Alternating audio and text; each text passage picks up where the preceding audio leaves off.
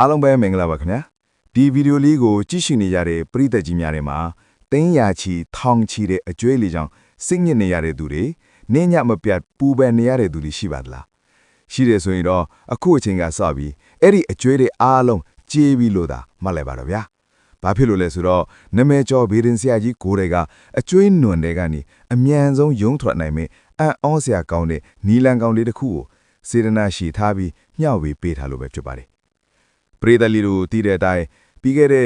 2025ခုနှစ်တုန်းကတော့လက်လာပါဒီပိတ်ဆို့ခဲ့တယ်စီးပွားရေးတွေအစမပြေပဲငွေကြေးခက်ခဲမှုတွေနဲ့ရုန်းကန်ခဲ့ရတာကြောင့်မဖြစ်မနေအကျွေးတွေယူခဲ့ရပါလိမ့်မယ်အလိုကိုင်းတွေထင်ငုတ်ပြီးအတိုးပေါ်အတိုးဆင့်လာရကနေနောက်ဆုံးမှာအကျွေးတန်တရတဲ့လဲနေရတဲ့အထိထစ်ခဲ့ရတာပါဒါပေမဲ့စိတ်မပူပါနဲ့တော့အခု2026ခုနှစ်သင်းမှာတော့ဒီအညံ့ဓာတ်တွေကိုအပီးတိုင်းဆေးကြောပြီးအကျွေးမီတွေကင်းဝေးစေမယ်အထူးရဆုံးကျက်ဥရရလေးကိုလှုပ်ဆောင်ကြီးတို့တိုက်တွန်းခြင်းပါတယ်ဒီရရကအလွန်ရိုးရှင်းပေမဲ့အစွမ်းထပ်မြက်လာပါတယ်ခုနှစ်ရက်သားသမီးရှစ်နှစ်နန်ဖွာပရိသတ်ကြီးတို့အားလုံးမိမိတို့ရဲ့နေအိမ်မှာတင်လွယ်လွယ်ကူကူပြုလုပ်နိုင်ပါတယ်ယုံကြည်တဲ့စိတ်ရှိတယ်ဆိုရင်ဆရာကြီးပြောပြတဲ့ရရလေးအတိုင်းတေးသေးချာချာလှုပ်ဆောင်ဖို့အဆင်သင့်ပြင်လိုက်ပါတော့ဗျာပရိသတ်ကြီးတို့အားလုံးမိမိတို့ရဲ့မွေးနေ့တိုင်းမှာပြုလုပ်ပေးရမှာဖြစ်ပါတယ်။ဥပမာတနင်္ဂနွေသားသမီးဆိုလျင်တနင်္ဂနွေနေ့တိုင်းပြုလုပ်ပါ။အချိန်အနေနဲ့ကတော့မနက်ပိုင်းအာယုံဆုံးကချိန်ဖြစ်စေနေ့လယ်နေ့ဆုံးကချိန်ဖြစ်စေမိမိအစဉ်ပြေတဲ့အချိန်မှာပြုလုပ်နိုင်ပါတယ်။ပထမဦးစွာကြက်ဥတစ်လုံးကိုယူပြီးမိမိအစဉ်ပြေသလိုကြော်လိုက်ပါ။တတိထားရမှာကကြက်ဥအကာရောအနှစ်ရောပါဝင်ရပါမယ်။ဘာနည်းနဲ့ကြော်လဲဆိုတာထက်ကြက်ဥကြော်ဖြစ်ဖို့ကအထူးကပါပဲ။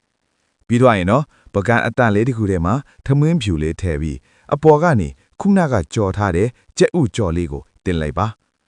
မိမိအင်ကဖျားရှင်မှာမြတ်စွာဘုရားရှင်ကိုရမြတ်ကြီးကိုတက်ရှိထင်ရှားရှိနေတဲ့ကဲ့သို့ရည်မှန်းပြီးတော့ဒီကြက်ဥကြော်စုံးကိုရိုးရိုးသေးသေးကတ်လူပူဇော်ပေးရမှာဖြစ်ပါတယ်စွန်းတော်ကတ်လူနေစဉ်အချိန်တွင်းမှာပရိသတ်ကြီးတို့ဖြစ်ချင်တဲ့စန္ဒကိုဒီဇိုင်းမတ်အာယုံပြုပြီးဆူတောင်းပါအကျွေးချေချင်းသူတွေကဒီ2026ခုနှစ်ထဲမှာကျမတင်ရှိနေတဲ့တင်းထောင်ချီသောအကျွေးမီများအားလုံးအမြန်ဆုံးအခြေဆန်နိုင်ပါစေပိတ်နေတဲ့လက်လာပါတွေပွင့်ပါစေငွေဝင်လန်းတွေဖြောင်ဖြူးပါစေလို့ပြက်ပြက်တသားဆူတောင်းပေးရပါမယ်ကိုကတခြားဆူတောင်းစန္ဒရှိတယ်ဆိုရင်လေကိုဖြစ်ချင်တဲ့အရာတစ်ခုတည်းကိုပဲအာယုံစိတ်ပြီးဆူတောင်းပေးကိုလိုအပ်ပါတယ်ပြီးရင်တော့ပုံမှန်လုပ်နေကြပူဇံအတိုင်းဖျားရှိခိုးတာပတိစိတ်တာမျိုးတွေပြုလုပ်ပြီးကိုယ့်ရဲ့တနေတာကိုစတင်လို့ရပါပြီရရဆိုပေမဲ့ဘာမှခက်ကြီးဟိုမနေပါဘူးဒါပေမဲ့အစွမ်းကတော့အင်မတန်ထက်မြက်လွန်ပါတယ်ဒီရရလေးကိုယုံကြည်ချက်အပြည့်လေပုံမှန်လှုပ်ဆောင်သွားမယ်ဆိုရင်တော့မကြခင်အချိန်တွင်းမှာပဲမမျော်လင့်ထားတဲ့ငွေဝင်လန်းတွေပွင့်လာပြီးအကျွေးတွေအားလို့ကြေးလဲသွားတာကိုလက်တွေ့မြင်တွေ့ရမှာပါအကျွေးကြည်ခြင်းတဲ့သူတိုင်းလက်လာပါပွင့်ခြင်းတဲ့သူတိုင်းဒီနီးလန်းလေးကိုလက်လွတ်မခံပဲလှုပ်ဆောင်ကြည့်ကြပါလို့ဆရာကြီးကအကြံပြုထားပါတယ်အားလုံးပဲအကျွေးမီတွေကင်းဝေးပြီးတော့စိတ်ချမ်းသာကိုချမ်းသာနဲ့ချမ်းသာကြွယ်ဝကြပါစေခင်ဗျာ